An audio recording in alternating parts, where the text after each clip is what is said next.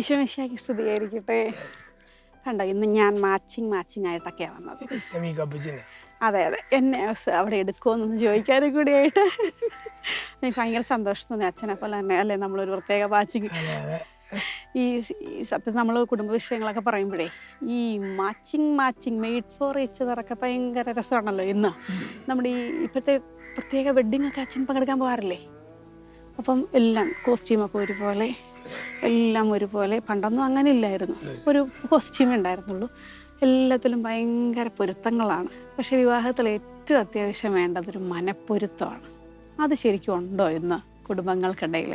അച്ഛൻ്റെ ഒരു അനുഭവത്തിൽ ഈ മനപ്പൊരുത്തം ഇല്ലായ്മ കൊണ്ട് കുറേ പ്രശ്നങ്ങളൊക്കെ ഉണ്ടാകുന്നത് കണ്ടിട്ടുണ്ടോ? ചിലർക്ക് ഇങ്ങനെ ഈ മെയ്ഡ് ഫോർ ഈച്ച് അത് വിൽസിൻ്റെ ഒരു പരസ്യമാണ്. അപ്പം ചില സ്ത്രീകളൊക്കെ പറയും, ഞാനും എൻ്റെ കെട്ടിയോനും തമ്മിൽ എന്തൊരു പൊരുത്തമാണ്, ചേട്ടൻ സേർട്ട് വലിച്ചാൽ ഞാനാണ് പോകവിടുന്നത്, അതുപോലെ ഞങ്ങൾ അയക്കുക എന്നൊക്കെ പറയുന്നവരുണ്ട് രീതിയിൽ.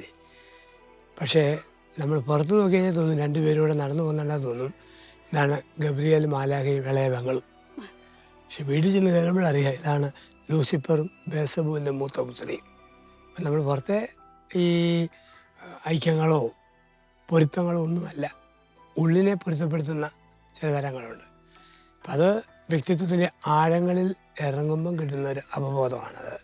പെട്ടെന്നെല്ലാം നമ്മൾ പറയും ഇഷ്ടവും സ്നേഹവുമുണ്ട്. ഇഷ്ടവും സ്നേഹവും അത് വ്യത്യാസമുണ്ട്.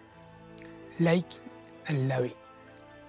ഇഷ്ടം പുറം കാണുമ്പോഴാണ്, മുടിയുടെ നിറം, പല്ലിൻ്റെ നിരപ്പ്, ബോഡിയുടെ ഫിഗർ, വസ്ത്രത്തിൻ്റെ പകിട്ട്, സ്വർണ്ണത്തിൻ്റെ തിളക്കം, അത് ഇഷ്ടം.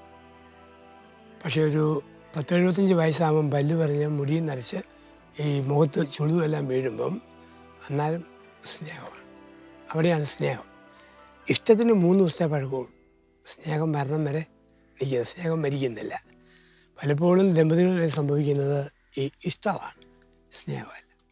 അപ്പം അത് ഞങ്ങൾ പിള്ളേരെ ഒരുപോലെ യൂണിയൻ ധരിപ്പിച്ച് ഒക്കെ പിടിപ്പിച്ച് ഒരുപോലെ എല്ലാം നിൽക്കുന്നത് അതൊക്കെ ചുമ്മാ പുറത്തെ ഇഷ്ടങ്ങളെ ആകുന്നുള്ളൂ, അതൊന്നും അകത്തെ സ്നേഹത്തെ ബാധിക്കുന്നതല്ല. അവിടെയാണ് മനസ്സിൻ്റെ പൊരുത്തമില്ലാതെ ഭാഗ്യമായി എന്തെല്ലാം ഓളങ്ങളുണ്ടായാലും അതിനർത്ഥമില്ല. അച്ഛാ, ഞാൻ എൻ്റെ ചില ഫ്രണ്ട്സിനെയൊക്കെ കണ്ടിട്ടുണ്ട്. അവർ പുറത്തുനിന്ന് നോക്കുമ്പോഴൊക്കെ ഭയങ്കര അടിപൊളിയാണ്, ഇവരെ പോലെ വേറെ ആരുമില്ലെന്ന് നമുക്ക് തോന്നും. പക്ഷേ ഉള്ളിൽ ഭയങ്കര സമരമാണ്, അവർ തമ്മിൽ ചേരുകയില്ല, പല ഇഷ്ടക്കേടുകളൊക്കെയാണ്. അങ്ങനെയുള്ള ഒത്തിരി പേര് അച്ഛൻ കണ്ടിട്ടില്ലേ? അങ്ങനെ എന്തെങ്കിലും ഒരു എക്സാമ്പിൾ പറയാമോ? ഭയങ്കരമായിട്ട് ചിരിച്ച് ഈ ധ്യാനോ കഞ്ചിന് പൊന്നെ തേനെ ഹണിയെ പാല് എന്നൊക്കെ പറഞ്ഞ് ഭയങ്കര ഇഷ്ടം. പക്ഷേ ഇപ്പോൾ തന്നെ ഭാര്യ പറഞ്ഞ വെച്ചാൽ ഞങ്ങൾ ഡൈവോഴ്സിൻ്റെ പേപ്പർ കൊടുക്കാനായിട്ട് ഒരുങ്ങിക്കൊണ്ടിരിക്കുകയാണ്. ആൾക്കാർ കാണുമ്പോഴത്തേക്ക് ഭയങ്കര സ്നേഹം. പക്ഷേ ആ ഭാര്യ പറഞ്ഞ വെച്ചാൽ ഇത് ഡൈവോഴ്സിൻ്റെ കേസ് കൊടുക്കാൻ ഞങ്ങളിപ്പം ഒരുക്കത്തിലാണ്, പിന്നെ പുറത്ത് ഇങ്ങനെ കാണിക്കുന്നു എന്ന് മാത്രമേ ഉള്ളൂ. അപ്പോൾ അത് അങ്ങനെയുള്ള ഒരുപാട് പേര് നമ്മൾ ഇവൻ കുടുംബ കോടതി കേസ് നടക്കുമ്പോഴും മക്കളെ കാണിക്കാൻ വേണ്ടി സ്നേഹിക്കും, വീട്ടുകാരെ കാണിക്കാൻ വേണ്ടി സ്നേഹിക്കും. അങ്ങനെയുള്ള അഭിനയങ്ങൾ ഒത്തിരി ഉണ്ടെന്ന് ലോകത്ത് ഒരുപാട്. അപ്പം അതുകൊണ്ട് എന്നാ പറ്റും, അങ്ങനെ അഭിനയിച്ച് കഴിയുമ്പം ഒരു പരിധി വരുമ്പോഴത്തേക്കും പൊട്ടിത്തെറിക്കും, പിന്നെ കൺട്രോൾ ചെയ്യാൻ പറ്റിയല്ല. നമ്മൾ ക്ഷിപ്രകോപമാവും, പൊട്ടിത്തെറിയാവും, ബഹളമാവും, ഒരു റേഞ്ച് കഴിയുമ്പോഴത്തേക്ക്. ഈ പൊട്ടിത്തെറിയും ക്ഷിപ്രകോപവും ഒക്കെ പറഞ്ഞപ്പോഴാണ് ബൈബിളിൽ പറയുന്നുള്ളൂ, നീ എനിക്ക് കോപിക്കാം അല്ലെ ദേഷ്യപ്പെടാം, പക്ഷേ സൂര്യൻ അസ്തമിക്കുന്നതിന് മുമ്പ് ഇത് അവസാനിപ്പിക്കണം, പറഞ്ഞു തീർക്കണമെന്നാണല്ലോ. ഈ പിണങ്ങാമോ കുടുംബജീവിതത്തിൽ?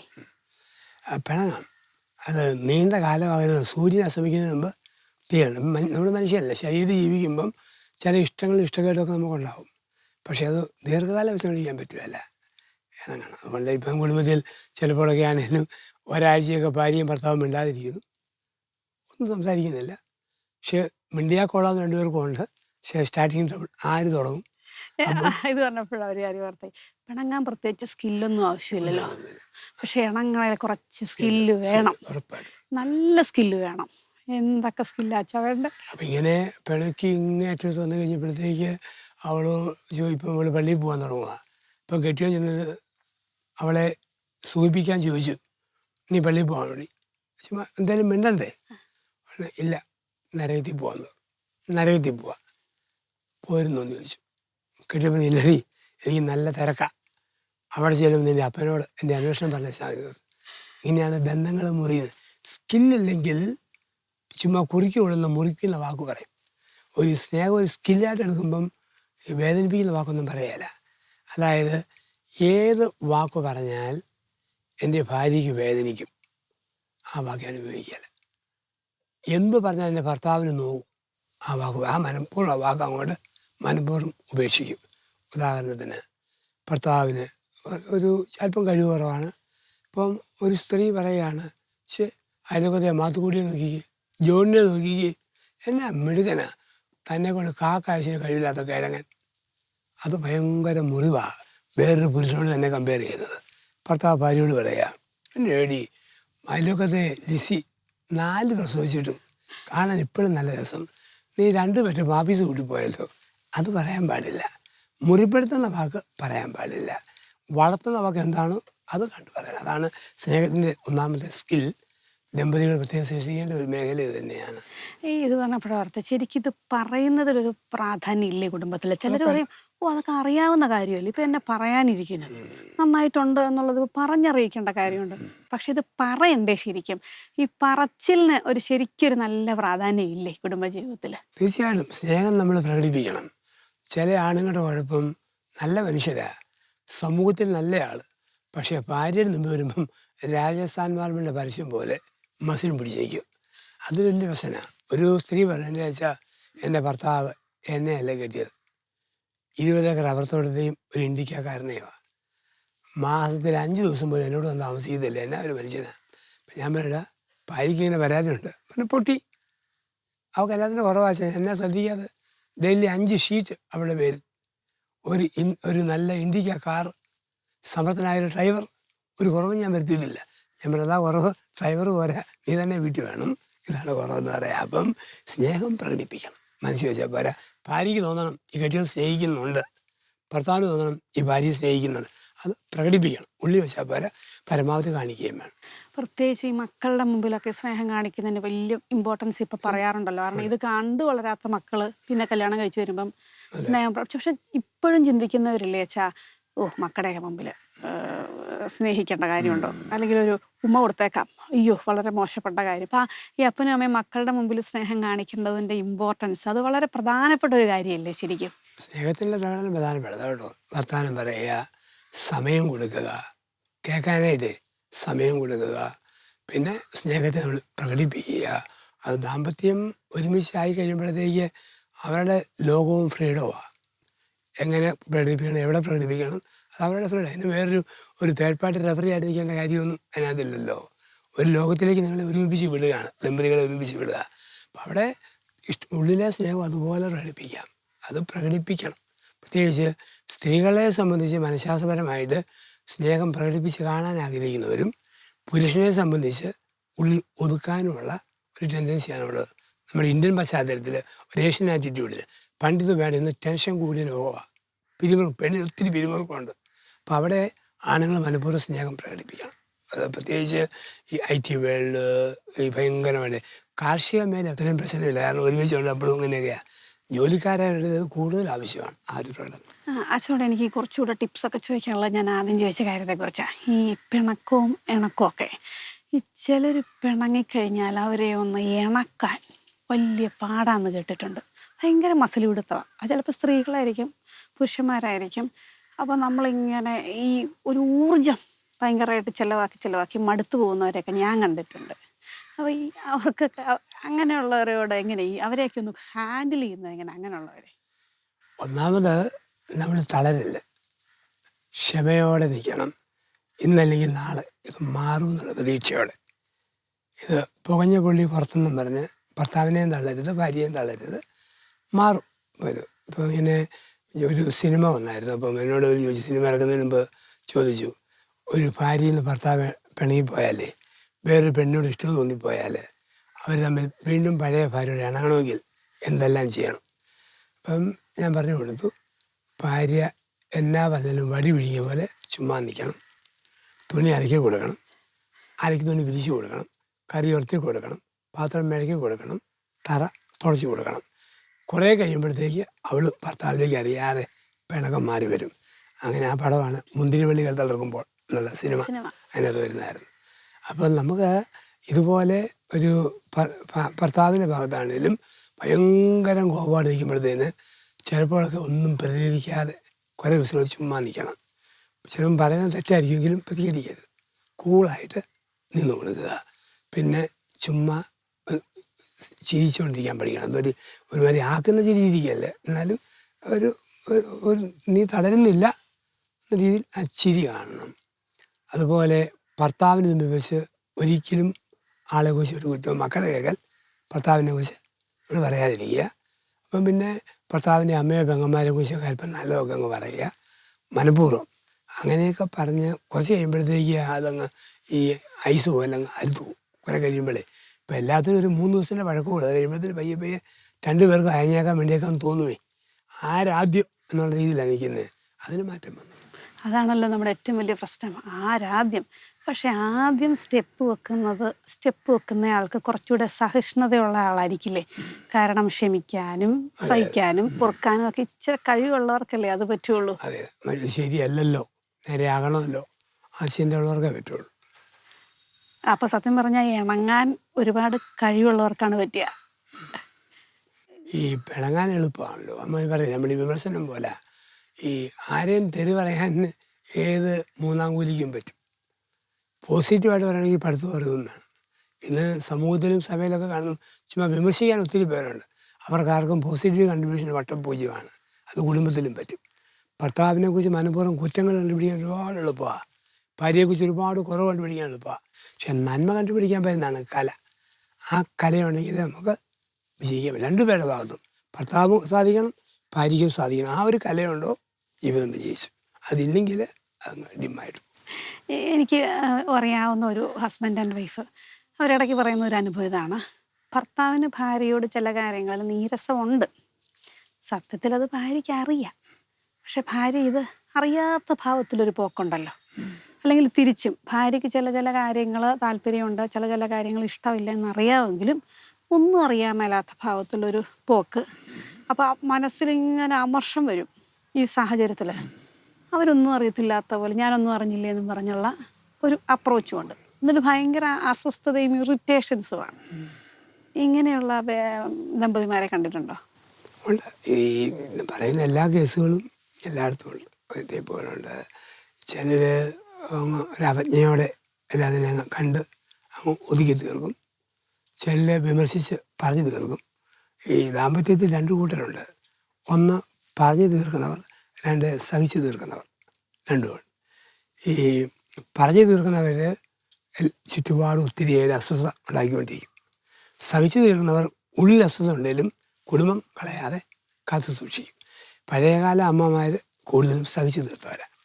പുതിയ കാലം എല്ലാവരോടും പറഞ്ഞു തീർക്കുന്നവരാണ്, ആണും പെണ്ണുമൊക്കെ. പണ്ടത്രയും ഇല്ലായിരുന്നു. അപ്പോൾ ആ ഒരു തലത്തിലേക്കൊന്ന് പോകാൻ പറ്റിയാൽ കുറേ കാര്യമൊക്കെ അല്ല അതും ആണിൻ്റെ ഭാഗത്തും പെണ്ണിൻ്റെ ഭാഗത്തും കുറേ കാര്യമൊക്കെ ജീവിതമല്ലേ, 2 കുടുംബത്തിൽ നിന്ന് വരുന്നതായിരുന്നു. ചുമ്മാതെ കുറേ സഹിച്ചു തീർക്കണം. അത്യാവശ്യമില്ല, വെറുതെ പറയുന്നതുകൊണ്ട് ആർക്കും ഗുണമില്ലാത്ത കാര്യം നമ്മൾ പറയാൻ പോകരുത്. പക്ഷേ ഈ പറഞ്ഞു തീർക്കുക എന്ന് പറയുന്നത് അങ്ങോട്ടും ഇങ്ങോട്ടും ഒരു അക്സെപ്റ്റ് ചെയ്യാനുള്ള ഒരു മനോഭാവം ഉണ്ടെങ്കിലല്ലേ ഉള്ളൂ. അതൊരു ഓപ്പൺനെസ് ഉണ്ടെങ്കിലല്ലേ പറഞ്ഞിട്ട് കാര്യമുള്ളൂ. ചിലരോട് പറയാറില്ലേ എന്ത് പറഞ്ഞിട്ടും കാര്യമൊന്നുമില്ല, നന്നാവില്ല, അങ്ങനെയുള്ള കേസിലല്ലേ ഈ സഹിച്ചു തീർക്കുക എന്നുള്ളത് വരുന്നത്. അപ്പോൾ ഈ അങ്ങനെയുള്ളവരെ ഞാനെപ്പോഴും ആലോചിക്കാറുണ്ട്, ഒരു വിഷമം വന്നു കഴിഞ്ഞാൽ എൻ്റെ ഒരു സ്വഭാവം അനുസരിച്ച് ഞാൻ പറഞ്ഞു തീർക്കുക എന്നുള്ളതാണ്. പക്ഷേ കേൾക്കുന്നയാൾ ആ സെൻസിൽ എടുത്തില്ലെങ്കിൽ സംഭവം കുളമാകുകയും ചെയ്യും. പക്ഷെ അപ്പോൾ അങ്ങനത്തെ ഒരു സിറ്റുവേഷൻസൊക്കെ എങ്ങനെ ഒന്ന് നേരിടാൻ പറ്റുക? അല്ലാതെ നമ്മൾ സ്വയം അതിജീവിക്കുക എന്നുള്ളതേ ഉള്ളൂ. അതിന് വേറൊരു തേർഡ് പാർട്ടി അഡ്വൈസിൽ നമുക്ക് നടക്കുകയില്ല. വേറെ ആരും വഴിയായിട്ടും അത് നമ്മുടെ ഒരു കരിബർ വിൽ പവർ അതിനോട് തീർത്ത് പോകാനേ പറ്റുള്ളൂ. നമുക്ക് പിന്നെ ഇത് മറ്റുള്ളവർക്കൊക്കെ നമുക്കിങ്ങനെ അക്ഷരങ്ങൾ ഇന്നതാണ് എന്നൊക്കെ പറഞ്ഞു തരാൻ പറ്റും. പക്ഷെ നമുക്ക് പകരം വായിക്കാൻ പറ്റിയല്ലോ. ചില കാര്യങ്ങൾ ജീവിതത്തിൻ്റെ കോൺടെക്സ്റ്റിൽ കണ്ടെത്തി പരിഹാരവും സ്വയം കണ്ടെത്തണം. പിന്നെ മറ്റുള്ളതെല്ലാം അതിന് സഹായമായി തരുന്ന ഒരു തള്ള് എന്ന് മാത്രമല്ല നമ്മൾ ഈ പറയുന്നതിലും ഉണ്ടല്ലോ ഒരു ടോണിൽ, പിന്നെ പ്രസൻറ്റ് ചെയ്യുന്നതിലും അല്ലെ ഒരു വിഷമമുണ്ട് എന്ന് പറഞ്ഞ ജീവിത പങ്കാളിയോട് ഒരു കാര്യം പറയുമ്പോഴും കുറ്റപ്പെടുത്താതെ പറഞ്ഞു കഴിഞ്ഞാൽ ചിലപ്പോൾ നേടിപ്പോരാൻ പറ്റുമായിരിക്കും അല്ലേ. അതുകൊണ്ടാണ് ഈ പോപ്പ് ഫ്രാൻസിസ് ഈ കുടുംബജീവിതക്കാർക്കുള്ള ധ്യാനത്തിൽ പറയുന്നുണ്ട്, കുടുംബത്തിൻ്റെ വിജയത്തിന് ആവശ്യം സൗമ്യതയുടെ 3 വാക്ക് പറയണമെന്ന് പറയും. ദാമ്പത്യത്തിൽ സൗമ്യതയുടെ സൗഹാർദ്ദത്തിൻ്റെ 3 വാക്ക്. അത് 1 പ്ലീസ്, 2 സോറി, 3 താങ്ക് യു. ഇത് കുടുംബത്തിലെ അടിസ്ഥാനപരമായ 3 മൂലക്കല്ലുകളാണ്. Please, sorry, thank you. എന്താണ് പ്ലീസ്, ചായ എടുക്കടി, കറി വലത്തടി, ചോറ് വിളമ്പടി. അതിനകത്ത് പ്ലീസ് ഇല്ല. ചായ കുടിച്ചാലോ, ചോറ് വിളമ്പിയാലോ, കറിയൊക്കെ വന്ന് നമുക്കൊന്ന് കഴിച്ചാലോ, അത് സൗമ്യതയുടെ ഭാഷയാണ്. അതിൽ പ്ലീസ് ഉണ്ട്. പഞ്ചാര തീർന്നു പോയി, വാങ്ങിച്ചാൽ തന്നെ കട്ടൻ കാപ്പി കയറ്റേണ്ടി വരും കേട്ടോ, മുറുമുറത്തോട് പറയാം. പച്ചക്കറിയൊന്നുമില്ല, എന്നാ എടുക്കും, ഒരു പരുഷം ഭാഷ പറയാം. അപ്പം അതിന് പകരം നമ്മൾ പഞ്ചാര നമുക്ക് അല്പം മേടിക്കണമായിരിക്കും കേട്ടോ, പച്ചക്കറി മേടിച്ചാൽ കറി വല്ലതും വെക്കാമായിരുന്നു.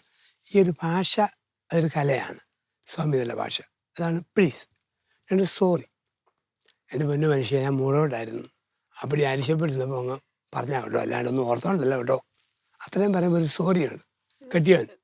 ഒരുപാട് വേദന, തലവേദനയായിരുന്നു, അപ്പടി മനസ്സിന് ഭാരമായിരുന്നു, അങ്ങനെ പറഞ്ഞത്. അല്ലാണ്ട് പറഞ്ഞതൊന്നും വാക്കിൻ്റെ അർത്ഥം എടുത്തേക്കല്ലോ കേട്ടോ, തീർന്നു. അപ്പോൾ പക്ഷേ അതുപോലെയാണ് താങ്ക് യു. താങ്ക് യു എന്ന് പറഞ്ഞു കഴിഞ്ഞാൽ, എൻ്റെ പൊന്നു മനുഷ്യ, ഇത്രയും തിരക്കും വേളം ഉണ്ടായിട്ടും ഇതിനിടയ്ക്കും എൻ്റെയും മക്കളുടെയും കാര്യത്തിൽ ഒരു കുറവും വരുന്നില്ലല്ലോ കേട്ടോ, താങ്ക് യു ആണ്. അവൻ ഇത്രയും പണിതിട്ട് എൻ്റെ നീ പരിക്കൊക്കെ ഇതുപോലെ വൃത്തിയാക്കിയിട്ടുള്ളൂ, ഒരു പണിക്കാരെ കൊണ്ട് വരാത്ത കാര്യമാണ് കേട്ടോ, താങ്ക് യു.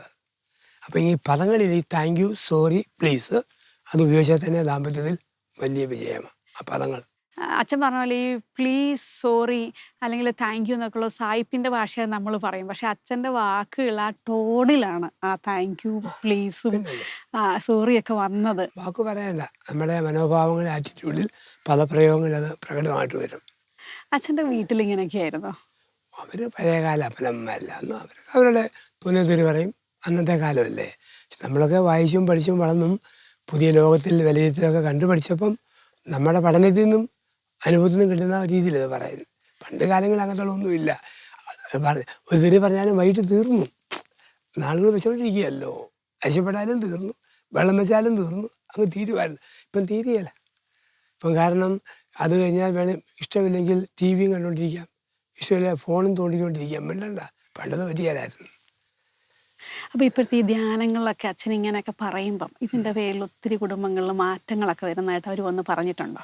അവർ പറയും ഇങ്ങനെ മാറി, അവർ വലിയ മാനസാന്തരത്തിലല്ല, എന്നാലും പറയാ ഞങ്ങൾക്ക് അല്പം കൂടെയൊക്കെ ചില കാര്യങ്ങൾ അഡ്ജസ്റ്റ് ചെയ്യാനായിട്ട് പറ്റിയിട്ടുണ്ട്. പിന്നെ ജാതി മത ഭേദമന്യേ ഒരുപാട് യൂട്യൂബിൽ ഫാമിലി ടോക്ക് കേട്ടിച്ച് പറയുവേ, പിണങ്ങുമ്പം എൻ്റെ അച്ഛൻ ഞാൻ ഇവിടെ ഈ ടോക്ക് കേൾപ്പിക്കും, പിന്നെ അവളും കേൾക്കും, ഞങ്ങളങ്ങായി. അങ്ങനെ ഒത്തിരി ഒത്തിരി പേര് പറയും. കുടുംബ ടോക്കിനെ കുറിച്ച് അങ്ങനെ ഒരുപാട് പറയും.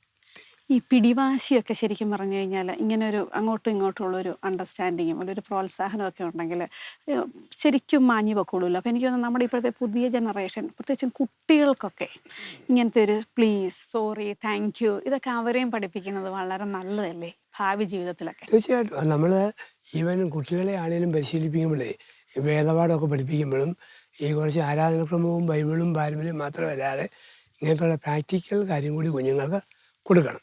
അത് കൊടുക്കാത്തതുകൊണ്ടാണ് എനിക്ക് തോന്നുന്നു എല്ലാ വേദപാഠവും പഠിച്ച് ഭക്തസ്ഥങ്ങളുള്ള പെണ്ണുങ്ങൾ മറ്റു മതസ്ഥലത്തോട് ഓടിപ്പോകുന്നതിൻ്റെയൊക്കെ കാരണം ഈ ഒരു ട്രെയിനിങ്, ബേസിക് ട്രെയിനിങ് കാറ്റഗിസം വീട് കൊടുക്കാൻ പരാജയപ്പെടുന്നതിലാണ്.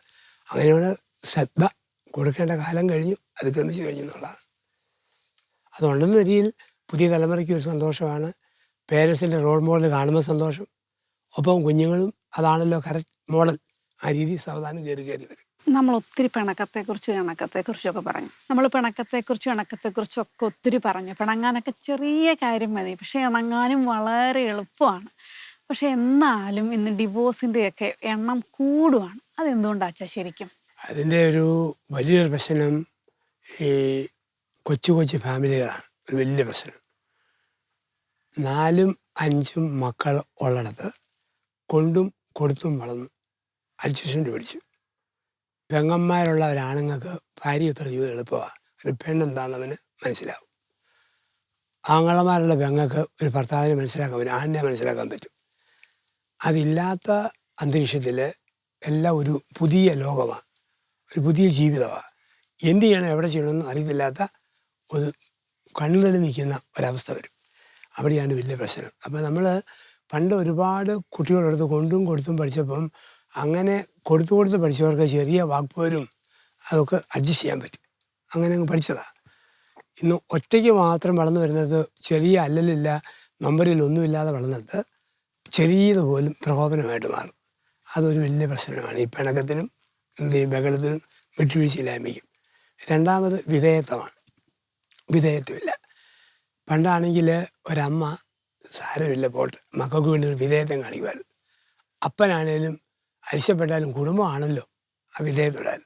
ഇന്ന് വിധേയത്വം ലോയൽറ്റി പോയിട്ട് ഈക്വാലിറ്റി ആയി, വിധേയത്വം പോയിട്ട് സമത്വം ആ ഒരു പോളിസി വന്നു കഴിഞ്ഞപ്പോൾ ആരാ വലിയവൻ ആരാ ചെറിയവൻ എന്നുള്ള വ്യത്യാസം അതിൻ്റെ ഒരു കമ്പാരിറ്റീവ് സ്റ്റഡിയായി. അത് കുടുംബത്തിൽ വലിയ പ്രശ്നമായി. മൂന്നാമത് സൊസൈറ്റി വന്ന ചേഞ്ചുകൾ ഒരുപാട് നമുക്കറിയാം. സ്ത്രീ കേന്ദ്രീകൃതവും സ്ത്രീ സമത്വത്തിൻ്റെ ചിന്തകൾ പാശ്ചാത്യ ലോകത്തിൽ എല്ലായിടത്തും വന്നിട്ടുണ്ട്. കാരണം അത് വരാൻ കാരണം ഒരുപാട് അവർ അടിച്ചമർത്തപ്പെട്ടതുകൊണ്ടാണ്. അല്ലെങ്കിൽ ആ ചിന്ത വരത്തില്ല. ഒത്തിരി അടിമകളെ പോലെ ആയപ്പോൾ അതല്ല ഞങ്ങൾക്കും ഫ്രീഡം വേണമെന്നുള്ള ഒരു ചിന്ത വന്നു. അപ്പോൾ ആ ചിന്തകളൊക്കെ വന്നു കഴിഞ്ഞപ്പോഴത്തേക്ക് അത് കുടുംബത്തിലേക്ക് വരുമ്പോൾ വിട്ടുവീഴ്ചയ്ക്കുള്ള ആറ്റിറ്റ്യൂഡ് അങ്ങ് മാറി. എല്ലാവരും കുടുംബമോ നന്മയോ കുഞ്ഞുങ്ങളോ ഭാവിയോ അല്ല, അവനവൻ്റെ ലോകത്തിലെ അവനവൻ്റെ കാര്യങ്ങൾക്ക് ഊന്നൽ കൊടുത്ത് അവനവൻ കേന്ദ്രീകൃതമായിട്ട് കാര്യങ്ങൾ മാറാൻ തുടങ്ങി. അതൊക്കെയാണ് ഇന്ന് ഒരുപാട് ഡൈവോഴ്സിലേക്ക് നയിക്കുന്ന ഘടകങ്ങളായിട്ട് മാറുന്നത്. പിന്നെ പണ്ട് ഡൈവോഴ്സ് ഒരു നാണക്കേടായിരുന്നു. ആകപ്പാടെ അയ്യോ വിവാഹമോചനം നേടിയ സ്ത്രീ നേടിയ ഭർത്താവ് ഏതൊരു കറുത്ത മാർക്കായിരുന്നു. ഇന്നതല്ല, അങ്ങനെയുള്ളവളെ കെട്ടിക്കോളാമെന്ന് പറയുന്ന ആണുങ്ങളുണ്ട്, അങ്ങനെയുള്ളവൻ മതി ഭാര്യയായിട്ടെന്ന് പറയുന്ന ഭർത്താവെന്നായിട്ട് വരുന്ന സ്ത്രീയുണ്ട്. അപ്പം അങ്ങനെ സമൂഹത്തിൻ്റെ കാഴ്ചപ്പാടിലും ഒരുപാട് ആ സ്റ്റിഗ്മ മാറിയിട്ട് വേറൊരു കാഴ്ചപ്പാട് വരാൻ തുടങ്ങി. ഇതൊക്കെ ഒക്കെയാണ് ജീവിതത്തിൻ്റെ ഭാഗമാണ്. ലോകത്തെല്ലായിടത്തും ഉണ്ട്, അത് കേരളത്തിലുമുണ്ട്. അങ്ങനെ ചിന്ത വന്നപ്പോഴത്തേക്ക് ഡൈവോഴ്സ് ഈസി ഘടകമായിട്ട് മാറി. പിന്നെ പണ്ട് കാരണവന്മാർ തന്നെ പറയും പോയടാ പിന്നെ മേലിൽ ഇങ്ങോട്ടില്ല എന്ന് പറയുന്ന ലോകമുണ്ടായിരുന്നു. ഇപ്പം അതല്ല, മോളെ പോയി അച്ഛിശാവ് നോക്ക് അല്ലെങ്കിൽ തിരിഞ്ഞ് പോരെ അങ്ങനെ പറയുന്ന പേരൻസും ഉണ്ടായി. ഇതെല്ലാം വന്നപ്പോഴാണ് ഡൈവോഴ്സ് വർദ്ധിക്കുന്നതും സമൂഹത്തിൽ ഒരു മാരകമായ ഒരു മാർക്കായിട്ട് മാറുന്നതിൻ്റെയും കാരണം. അപ്പോൾ ഈ ഇണക്കമൊക്കെ മാറാൻ ശരിക്കും പറഞ്ഞു കഴിഞ്ഞാൽ കുടുംബങ്ങൾ വളരണം അല്ലെ, അംഗങ്ങളുടെ എണ്ണം കൂടണം, മക്കൾ വേണം, എങ്കിലേ അവർക്ക് ഈ അഡ്ജസ്റ്റ്മെൻറ്റും പിണങ്ങാനും ഇണങ്ങാനും തമ്മിൽ തല്ലാനും അല്ലെ കൂട്ടുകൂടാനൊക്കെ ഉള്ളൊരവസരം കൊച്ചിലെ തന്നെ പരിശീലിപ്പിക്കപ്പെടുമ്പോഴാണ്. തിരക്കിയത് തന്നെ വേണം അത്, എങ്കിലത് പിന്നീട് ഭാവികാല ജീവിതത്തിൽ ഒരുപാട് സ്വാധീനിക്കും. കാരണം ഒരാളൊക്കെ ആണെങ്കിൽ ആരോട് പിണങ്ങാൻ അല്ലേ, പിണങ്ങി ശീലമില്ലല്ലോ. പിന്നെ അവിടെ ചെല്ലുമ്പോഴുള്ളൊരു പിണക്കം അഡ്ജസ്റ്റ് ചെയ്യാനുള്ള ബുദ്ധിമുട്ടുകളൊക്കെ നമ്മളും കാണാറുണ്ട്. അപ്പോൾ ഏതായാലും ഇന്നും ഒത്തിരി സന്തോഷമുള്ള ഉപദേശങ്ങളും കാര്യങ്ങളും ഒക്കെ എനിക്ക് കിട്ടി. പിണങ്ങിയാലും പെട്ടെന്ന് ഇണങ്ങും എല്ലാവരും. അപ്പോൾ അടുത്ത എപ്പിസോഡിൽ നമുക്ക് വീണ്ടും കാണാം. Thank you so much.